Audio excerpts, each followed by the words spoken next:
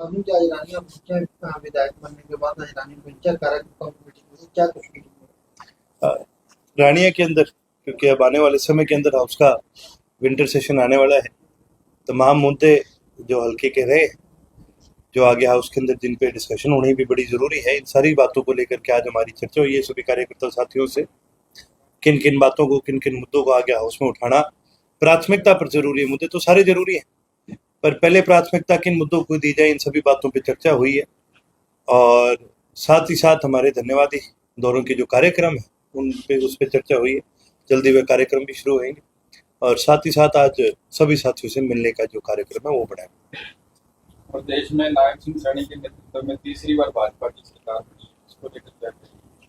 सैनी साहब के नेतृत्व में तो पहली बार बनी है, और जहां भाजपा की सरकार की बात होती है तो इस सरकार ने शुरुआत में ही एक दिखा दिया कि भाई इनका जो रुख है वो जैसे पहले भी किसानों के विरोध में रहा है, वैसे ही अब की बार भी किसान के विरोध में ही दिखा। ये जो नई पॉलिसी बनी है जिसके तहत किसानों की एफआईआर काटी जाती है स्टबल बर्निंग के लेकर के, और फिर 2 साल तक का, 2 सीजन तक का उन पर जो बैन लगाया जाता है, ये बहुत निंदनीय पॉलिसी। आज इस सरकार को समझना बहुत जरूरी है कि कोई भी किसान अगर पराली को आग लगा रहा है वो कोई राजी खुशी नहीं हो रहा। जितना पोल्यूशन कोई दिल्ली में, चंडीगढ़ में इनके घरों के ऊपर है, उससे कई ज्यादा पोल्यूशन हमारे गांव में भी, और हर गांव में खेत में है। लेकिन किसान को ये पोल्यूशन फैलाने के लिए नहीं कर रहा, किसान की मजबूरी है। आज कोई इंफ्रास्ट्रक्चर नहीं है, आज किसी भी प्रकार की कोई सुविधा नहीं है जिसके तहत किसान या तो वो इक्विपमेंट ला पाए, वो सामान ला पाए जिससे इसकी बिलिंग हो सके, ना ही उसके पास कोई ऐसी बड़ी सुविधा है जिससे वो आगे कहीं मार्केट में इसको बेच सके। और इसका जो इक्विपमेंट भी है वो महंगा है। किसान आर्थिक तौर पर कमजोर है। जब किसान पहले से ही कमजोर है, 2 सीजन का उस पर बैन लगा करके आप उसको और कमजोर करने का काम कर रहे हो, ये बहुत गलत चीज है। यदि सही में आप समाधान चाहते हो तो आर्थिक तौर से किसान की मदद करनी चाहिए। इस प्रकार से पॉलिसी बनाई जानी चाहिए, चाहे वो सुपर सीडर हो, चाहे वो बेलर हो, वो हर किसान तक पहुंचे, उसकी सुविधा छोटे बड़े हर किसान तक पहुंचे। और जब वो सुविधा आप हर किसान तक पहुंचाने का काम करोगे, इंफ्रास्ट्रक्चर देने का काम करोगे, तो कोई भी पराली को आग मेरे को नहीं लगता लगाएगा। गेहूं बिजाई का समय है, किसान जो है खाद के लिए भटक रहे हैं, कल उचाना में किसानों पर लाठीचार्ज भी किया गया। देखिए, जैसे कि मैंने कहा, जैसे पिछली सरकारों ने ये साबित कर दिया, भाई इस सरकार ने भी ये साबित करा इनका रुख पहले की तरह किसानों के विपरीत रहा। और ये भी बड़ी निंदनीय बात है कि कहीं तो खाद टाइम से नहीं मिल रही और कहीं पर फिर माइक्रो डीएपी भी साथ दी जा रही है, ऐसे कि नहीं दी जा रही, कई सारी समस्याएं। मैं तो आपके माध्यम से एक ही चीज कहूंगा कि हरियाणा प्रदेश की जनता को एकजुट होकर के इस सरकार का विरोध करना चाहिए, इस सरकार की नीतियों का विरोध करना चाहिए। और जहां जहां हमारी जरूरत पड़ेगी, हमने हाउस के अंदर ही कोई तमाम क्वेश्चन लगाए भी हैं, हमारी कोशिश रहेगी विधानसभा में इन मुद्दों को उठाने का भी काम करें और जल्द से जल्द किसानों के लिए कोई समाधान हो सके किसी भी प्रकार से। ये केवल एक सरकार नहीं है जिसके पास ताकत है, हमारे प्रदेश की आम जनता के पास ताकत इससे ज्यादा है। जहां प्रदेश की आम जनता इकट्ठी होगी तो इसका समाधान भी निकले। रानिया की जनता ने आपको विधानसभा में भेजने का काम किया। रानिया उपमंडल का जो बड़ी एक मांग रही है, अभी तक क्या? देखिए, अभी तो महीना ही हुआ इस चीज को, लेकिन जैसे कि मैंने कहा कि ये प्रोसेस हमने शुरू कर रखा है। मैंने जब चुनाव लड़ा था, रानिया शहर के अपने सभी साथियों को 3 बड़े वादे करके गया था। एक, नशा मुक्ति केंद्र का, ये मैं बनाने का काम करूँ। दूसरा, एक बड़ा वादा रानिया को उपमंडल बनाने का किया था, इसके ऊपर भी हम सरकार पे पूरा दबाव बनाने का काम करेंगे। और तीसरी एक बड़ी समस्या है रानिया शहर के अंदर पीने का नहरी पानी की, इसके ऊपर भी मैंने बात की थी और मैं जैसे पहले कहा वैसे ही आपको आगे भी कहूँगा।